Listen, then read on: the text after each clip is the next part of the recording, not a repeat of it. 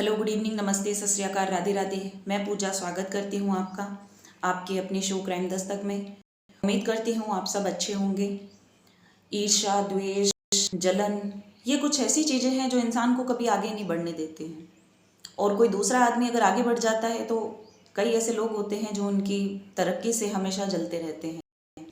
आज की जो कहानी है वो भी कुछ इसी पर आधारित है। जलन एक आदमी को हो जाती है, एक लड़की से जलन, और वो उससे पद में, प्रतिष्ठा में आगे होने लगती है।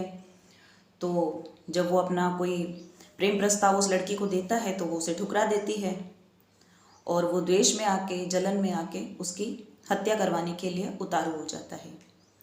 तो आज की जो घटना है वो आपने शायद देश में काफ़ी प्रचलित हुई थी, आपने सुना होगा, प्रीति राठी। प्रीति राठी जो कि बांद्रा टर्मिनल पे 2 मई को आती है, दिल्ली की रहने वाली है। इसकी आर्मी में नर्सिंग ऑफिसर के रूप में चयनित होती है। 2 तारीख को ये आती है, 5 तारीख को इसका ज्वाइनिंग होता है। तो 2 मई को ये अपनी मौसी और पिताजी के साथ मुंबई पहुंचती है।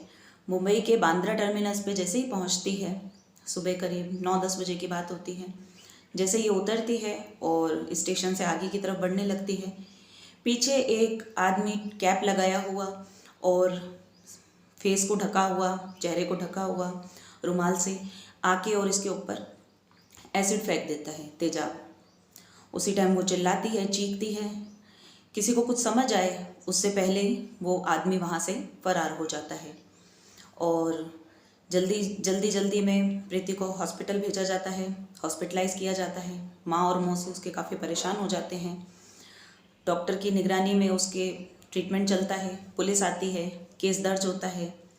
जो पुलिस है, सीआरपीएफ, जो रेलवे पुलिस है, वो इसको अपने अंडर में लेती है क्योंकि ये जो मामला होता है ये रेलवे स्टेशन बांद्रा पे गठित होता है, इसलिए पुलिस के अंडर में आता है। और जो रेलवे पुलिस होती है वो इसकी तहकीकात करती है। पुलिस तहकीकात में कुछ ऐसे जो सीसीटीवी होते हैं उन सब में देखा जाता है, प्रीति से बयान वगैरह लिए जाते हैं, लेकिन प्रीति की अभी ऐसी हालत नहीं है क्योंकि जो एसिड होता है वो उसके मुंह पे फेंका जाता है, जिससे उसकी दोनों आंखें चली जाती है, आंखें नहीं खोल पा रही, आंखें उसकी खराब हो चुकी हैं, फेस पूरा जल चुका है। और साथ ही साथ जो काफ़ी मात्रा में एसिड है वो उसके मुंह से होता हुआ श्वास नली और अंदर आहार नली में भी पहुंच जाता है, जिसकी वजह से बोलने में भी असमर्थ रहती है। पुलिस जो है वो सारी कंडीशन जानती है। डॉक्टर्स जो हैं वो पुलिस को बता देते हैं प्रीति की कंडीशन, उसके घर वाले उसकी देख रेख कर रहे हैं और साथ में जो नर्सिंग स्टाफ है वो भी उसका ध्यान रखता है। जो उसकी हालत है वो काफ़ी ज़्यादा गंभीर रहती है और पुलिस अपनी जो तहकीकात रहती है उसको जारी रखती है। सीसीटीवी निकालती है पुलिस, खंगालती है, चेक करती है, तो ऐसा उन्हें कुछ दिखता नहीं है क्योंकि जो आदमी है वो ट्रेन से उतरता हुआ ही दिखा। अब वो किस समय बैठा था, कौन से जंक्शन से बैठा था और क्यों बैठा था, ये पुलिस किसी भी चीज़ का अंदाज़ा नहीं लगा पा रही है। सिर्फ उसके पास एक ही फुटेज रहती है जो एसिड फेंकता है, वही फुटेज रहती है जिसमें उसने कैप पहना हुआ है और फेस अपना ढका हुआ है रुमाल से। तो बस इतना ही रहता है पुलिस के पास। मामला काफ़ी आगे चलता है। धीरे धीरे जो प्रीति है, प्रीति के बयान वगैरह लिए जाते हैं। प्रीति बोलने में असमर्थ रहती है, वो मोस्टली लिख के ही अपने बयान देती है। पुलिस उससे पूछती है कि उसे किसी पे शक है, तो वो लिखित में अपने 2-3 जो हैं उन पे अंदेशा अपना जो रहता है वो बता देती है पुलिस को। एक सत्यम है जो इसका क्लास फेलो था, एक पवन होता है जो इसके पड़ोस में ही रहता है, और एक अंकुर है, अंकुर पवार, वो भी इसके पड़ोस में ही रहता है। अब इन तीनों से जो है, इन पे तीनों पे शक रहता है पुलिस को, और ये जो प्रीति है वो भी इन तीनों पे ही अपना बताती है कि उसको भी इन तीनों पे ही शक है। तो पुलिस अपने जो साक्ष्य हैं वो इन पे आगे जाके जुटाती है, इन तीनों से मिलती है, बयान वगैरह लेती है। पुलिस को ऐसा कुछ भी नहीं लगता है, पवन कुछ संदिग्ध लगता है तो पवन को अरेस्ट कर लेती है, कड़ाई से पूछताछ करती है, लेकिन पवन से भी कुछ बयान वगैरह नहीं मिल पाते हैं। इसके अलावा जो सत्यम है, सत्यम को भी उठाया जाए, सत्यम से भी ऐसा कुछ नहीं मिलता है कि किसी तरह के उसके कोई प्रेम संबंध रहे होंगे। और फिर बचता है अंकुर पवार।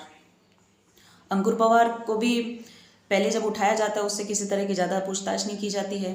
क्योंकि जो अंकुर की माँ होती है वो प्रीति की माँ की सहेली होती है, दोनों का घर पे आना जाना रहता है। तो इसी हिसाब से ये दोनों भी दोस्त बने थे।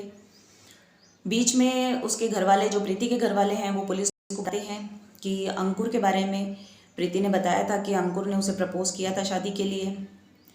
और फिर इसी चीज़ के लिए पुलिस तहकीकात करती है। हालांकि इतना कुछ उन्हें पता नहीं चलता है, तो ये केस आगे सीबीआई को फॉरवर्ड किया जाता है। सीबीआई जो है वो अपने अनुसार इसकी तहकीकात करती है। अब जो पुलिस के पास है उसके पास सीसीटीवी है। जो प्रीति है उसकी हालत और ज़्यादा गंभीर हो जाती है और करीब 1 महीने अपनी ज़िंदगी से जूझने के बाद वो 1 जून 2013 को ये दुनिया छोड़ के चली जाती है, उसका डेथ हो जाती है। अब जो है पुलिस वो इन सब चीज़ों को, इसके सुराग को और इन सब चीज़ों की तहकीकात, सब जो साक्ष्य रहते हैं उन सबको इकट्ठा करती है। जो बयान है प्रीति के उसके भी नोटेड रहते हैं, उनके परिवार वालों के, आस पड़ोस के, सबके बयान इकट्ठे किए जाते हैं। और जो इसकी जॉइनिंग है उसके बारे में भी पूछा जाता है कि इसकी जॉइनिंग थी तो शायद वहाँ पे तो किसी तरह की कोई अनबन तो नहीं, तो किसी भी तरह का कोई प्रमाण वगैरह नहीं मिलता है। और करीब 7 महीने बाद पुलिस के हाथ एक ऐसा सुराग लगता है जिससे ये केस पूरा बदल जाता है। पुलिस को पता चलता है कि ये जो इनके यहाँ आता रहता है हमेशा, जो पवार है, ये जो है मिस्टर पवार, अंकुर पवार, ये जो हमेशा आता रहता है, तो उसके ऊपर पुलिस को थोड़ा सा शक हुआ। और जब परिवार वालों ने भी बताया कि उसने पहले प्रीति को प्रपोज किया था और प्रीति ने मना कर दिया था, तो फिर उसकी कुंडली खंगाली।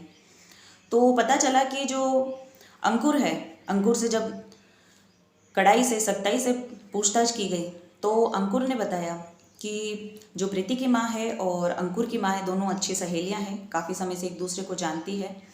प्रीति ने नर्सिंग की थी, नर्सिंग के बाद इसकी नौकरी भी लग गई। और जो अंकुर है, अंकुर ने होटल मैनेजमेंट का कोर्स किया, ग्रेजुएट है उसमें। और प्रीति की जब नौकरी लग जाती है तो उसकी माँ उस पर घर जाके, जब उसे पता चलता है कि उसकी नर्सिंग स्टाफ में उसकी ज्वाइनिंग हो गई है आर्मी के अंदर, और वो अपने जाके बेटे को, अंकुर को बताती है, तो अंकुर उस चीज़ को पॉजिटिव में लेने की बजाय नेगेटिव में ले लेता है। वो ये चीज़ नहीं देखता है कि मेरे जो कलीग है या मेरी फ्रेंड है, अगर उसने इतना अच्छा किया है तो मैं भी उस चीज़ को करूं, लेकिन वो उस चीज़ को नेगेटिव में ले लेता है। जो उसके पेरेंट्स उसको बताते हैं, उसको लगता है मेरी माँ मुझे ताने दे रही है, हमेशा मुझे डांटते रहते हैं, मेरे पिताजी है, मेरी माँ है, ये मुझे डांटते रहते हैं और आज भी ये इसी चीज़ पे, दूसरे के सक्सेस होने पे मुझे बताने आए हैं। तो वो अपने मन में ईर्ष्या, द्वेष, जलन इतना ज़्यादा बना लेता है कि उसको प्रीति को मारने के अलावा और कुछ भी नहीं सोचता है। जब उसे पता चलता है कि प्रीति की ज्वाइनिंग 2 मई को है, 2 मई को वो यहाँ से जाएगी और 3 तारीख को उसकी ज्वाइनिंग है, तो वो वहाँ से उसका पीछा कर लेता है। गरीब रथ एक्सप्रेस में बैठता है दिल्ली से पीछा करते हुए और बोगी में बैठा रहता है। 2-3 बार वो वॉशरूम वगैरह जाती है तो भी उस पर निगरानी रखता है। और जैसे ही वो अगले दिन 2 तारीख को वहाँ उतरती है बांद्रा पे, और वो उतरते ही उसके मुंह पे एसिड डाल देता है। अब पुलिस पूछती है कि एसिड वगैरह मिलना वैसे इतना कोई आसान नहीं है, तो उसे एसिड कैसे मिला? तो अंकुर बताता है कि उसको एसिड जो मिला है वो अपनी एक बैटरी की दुकान पे गया था पास में ही दिल्ली में, और वहाँ पे जाके उसने बैटरी के लिए अपना बिजनेस खोलना बताया कि मैं अपना बिजनेस खोल रहा हूँ तो मुझे एक बैटरी चाहिए और उसके साथ में एसिड वगैरह भी चाहिए। तो उसकी जो क्वालिटी है वो चेक करने के लिए उसने वहाँ से वो ख़रीदा एसिड, और जो शॉपकीपर है उसने भी दे दिया कि हो सकता है ये अपनी शॉप वगैरह खोल रहा है तो उसकी कोई जांच और किसी तरह की वो करने के लिए खोल रहा हो। तो उसी हिसाब से जो शॉपकीपर है वो उसको दे देता है और वो सल्फ्यूरिक एसिड लेकर प्रीति को तहस नहस कर देता है। अब ये जो घटना है ये घटित होती है 2013 में। 7 महीने बाद 2014 में पकड़ा जाता है आरोपी अंकुर। पुलिस को सब बयान भी दिए जाते हैं। उसने जहाँ से ये तेज़ाब वगैरह ख़रीदा वो भी बता देता है, एसिड उसने कहाँ से ख़रीदा और क्या उसने साक्ष्य थी वो सब भी बता देता है। जब उसको बताए जा रहे हैं, जब उसको जज अपनी दोषी करार दे के उसका फैसला सुनाते हैं, उसी टाइम वो काफ़ी हंस रहा होता है। उसको बिल्कुल भी शर्मिंदगी नहीं होती है कि उसने एक लड़की की ज़िंदगी खराब कर दी है, उसको मार दिया है, उसकी हत्या कर दी है।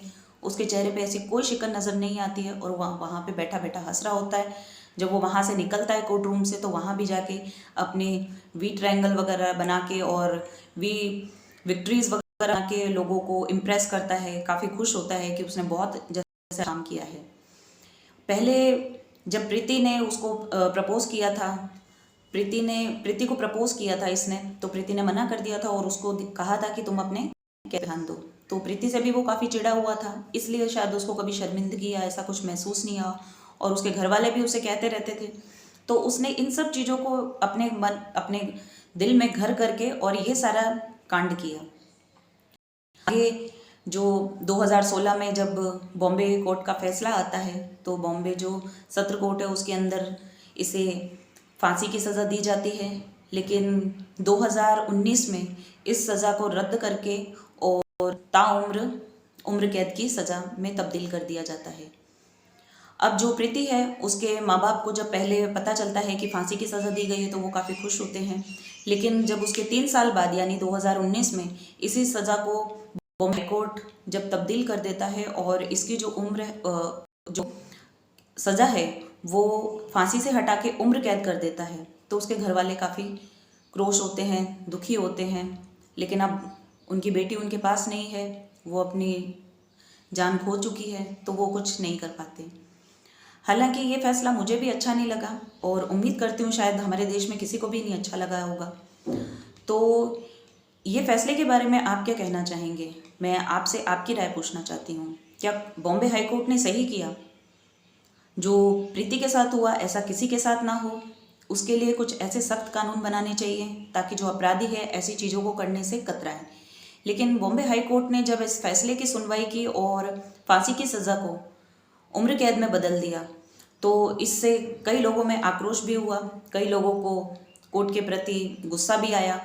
लेकिन यह हमारे न्यायपालिका है, इसके प्रति कोई कुछ नहीं कर सकता है। फिर भी आप मुझे कमेंट्स करके बताएं कि क्या ये फैसला आपको सही लगा। तो मिलते हैं कल फिर एक नई कहानी के साथ। अगर आपको आज की कहानी अच्छी लगी हो तो लाइक करें, मेरे चैनल को सब्सक्राइब करें और साथ ही साथ बेल आइकन को ज़रूर दबाएं, ताकि मेरी यहाँ पे जो भी चैनल पे नई स्टोरी अपलोड होगी उसकी सबसे पहले नोटिफिकेशन आपको मिल जाएगी। तो मिलते हैं फिर एक नई स्टोरी के साथ कल। जय हिंद, जय भारत। सतर्क रहें, सावधान रहें।